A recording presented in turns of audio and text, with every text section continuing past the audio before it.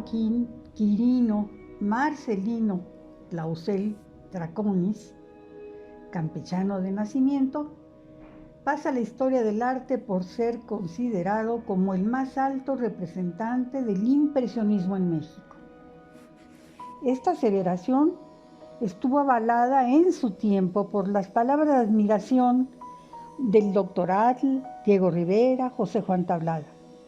Sin embargo, José Joaquín Clausel no solo es conocido como pintor, pocos recuerdan su amplia personalidad de periodista, caricaturista, abogado activo y sobre todo activista político.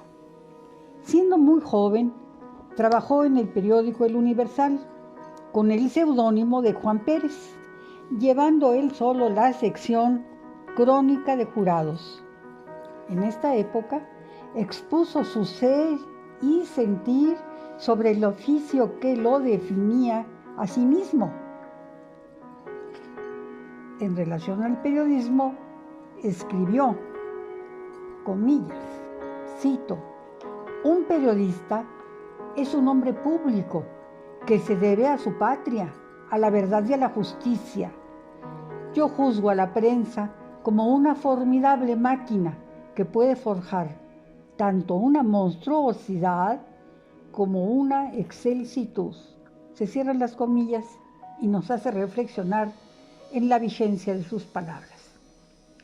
Cuando contaba 26 años, a partir del 1 de febrero de 1893, el periódico El Demócrata pasa a sus manos para que lo dirigiese. Para el 14 de marzo, en las hojas del Demócrata, da a conocer la primera entrega de Tomochic, Episodios en Campaña, esta vez firmado por Heriberto Frías. En Tomochic se relataba la verdadera historia de lo que había pasado durante el genocidio ordenado por el presidente Porfirio Díaz para someter a todo un pueblo en el estado de Chihuahua en junio de 1891. Heriberto Frías, literato, amigo del artista y militar en activo, había sido destacado en la Sierra de Chihuahua durante la masacre de Tomochic y en 1893 aceptó ser corresponsal del periódico El Demócrata, el que dirigía Clausel, por lo que mandó la historia novelada de los hechos. La represión gubernamental no se hizo esperar y fueron hechos prisioneros tanto Clausel como otros escritores, Franco R. Blanco, dueño del periódico, y hasta el personal de servicio. Meses después, el 26 de octubre de 1893, yendo de camino para una declaración en los juzgados, Joaquín Clausel ve la oportunidad de escaparse de sus guardias y buscó refugio en la casa de su amigo Antonio Cervantes Pliego. Antonio Cervantes, compañero de estudios, después cuñado y siempre amigo, le proporcionó a Clausel un escondite en la enorme casa de los condes de Santiago de Calimaya, donde conoció a su futura esposa Ángela, hermana de su amigo. Con la ayuda de los familiares y amigos, buscaron ante Porfirio Díaz se le concediera el perdón. Las solicitudes fueron oídas a medias, porque si bien Díaz le perdonó la vida, no lo exentó de la prisión. Clausel ideó un plan para autoexiliarse y para enero de 1894 logró salir por Veracruz rumbo a Nueva Orleans, desde donde viajó por barco hasta Brooklyn, usando un pasaporte falso con el nombre de José Ivanchino. Vive un tiempo en Nueva York y después viaja a París, donde entabla amistad con Emilio Solá, el escritor, con los impresionistas Claude Monet, Camille Pissarro, así como con el artista de Tlacotalpan que residía en Europa, Alberto Fuster, quien lo introdujo en el movimiento simbolista en los círculos de artistas e intelectuales y orienta de esta manera el autodidactismo pictórico de Clausel. En el exilio, Clausel creció siempre con el ánimo de regresar a México, y para lograrlo le pidió a su primo Mauro Clausel que acudiera en su nombre ante el ministro Justo Sierra para su intervención ante Díaz. Sierra le comunicó por carta al primo del artista las gestiones en estos términos. Y cito: los señores Limantur y Pineda, con quienes hablé del asunto relativo a Joaquín, se pusieron en campaña para ayudarnos con la mejor voluntad. El primero habló con el señor presidente, que se manifestó perfectamente dispuesto a permitir la vuelta del expatriado en esta forma. Joaquín se presentará aquí a la autoridad, será reservado por fórmula a prisión, con objeto de que el juez declare terminado todo procedimiento contra él, o de que el señor presidente indulte, caso de ya haber sentencia contra él, lo que yo ignoro y averiguaremos aquí. Todo ello no creo que pase más allá de una semana. Se cierra la cita. Eso no pasó. El hecho histórico de Tomochic no fue el único por el que el pintor Joaquín Clausel pisó la cárcel. El artista Gerardo Murillo escribió algunas notas para el catálogo de la exposición en homenaje a la memoria del gran pintor Joaquín Clausel, que se realizó en abril y mayo de 1945 en el Palacio de las Bellas Artes. Y en ese catálogo escribió Atl, recordando también, cito: muchas veces, ante un juez estúpido o malévolo, dice Atl, se vio obligado a pasar del campo jurídico para entrar en el terreno de los golpes. Nunca los escatimó. Una vez en Texcoco, a donde fue para hacerse cargo de la defensa de un hombre que era todo probidad y a quien se acusaba de un robo absurdo, agotados todos los recursos legales, se echó sobre el juez, lo arrancó de su silla y le dijo, cogiéndolo por las solapas de su mugroso saco: usted sabe bien que ese hombre a quien tiene secuestrado hace 15 días es completamente inocente. O me lo echa fuera inmediatamente, o le echo a usted fuera del alma.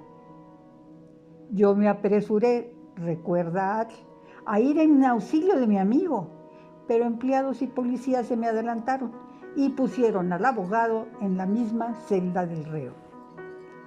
Indignado volví a México, volví todas las influencias de los dioses del Olimpo oficial, y por la tarde el vehemente defensor salía muy ufano con su defendido, mientras el juez bellaco se iba a su casa con un cese más contundente que un macanazo. Y sí, aquí cerramos la cita textual del doctor Atl. Ya dijimos que era autodidacta Joaquín Clausel. En el ramo de la pintura no lo fue tanto cuando estuvo en Europa, porque aún con los apoyos de Fuster, su amigo tlacotalpense, y los que ya mencionamos de Monet y Pizarro, él siguió en la cárcel estudiando lo que había iniciado antes en la Facultad de Derecho. Y entonces asombró a sus condiscípulos por cursar en 1891 en un año las asignaturas de 2 años, más de la carrera de abogado. Sus estudios formales los ve interrumpido a causa de la persecución sufrida por razones políticas, y en 1893 no le permiten asistir a la ceremonia de graduación de su generación, que tuvo lugar en el recinto porfirista de la Cámara de Diputados en la calle de Donceles, en la Ciudad de México. En 1896 obtiene su título de abogado por la Escuela Nacional de Jurisprudencia, y en 1898 contrae matrimonio con Ángela Cervantes, hermano de su amigo Antonio, último descendiente de los condes de Calimaya, en cuya casa señorial organiza un estudio en la azotea, pintando en sus muros 1.300 motivos pictóricos y dibujísticos en diferentes sitios, estilos y técnicas que hoy forman un estudio que se visita para el turismo de la Ciudad de México. De su adolescencia se conserva el entusiasmo vivo por el recuerdo de haber sido un activista político junto con su compañero de clase, el poeta tabasqueño Carlos Pellicer, ya que un año después de estar en la preparatoria del Instituto Campechano de la Cultura, un año después, en 1884, consigue una beca del gobierno de Campeche para acudir a la Ciudad de México y estudiar en la Escuela Superior de Ingeniería, donde cursa solamente un año, a causa de que la beca le fue retirada por haber participado como joven orador en los mítines convocados por la Cámara de Diputados sobre la conversión de la deuda inglesa, en la que también participaron Teodoro Gatalla, Luis Guillén, Enrique M. de los Ríos.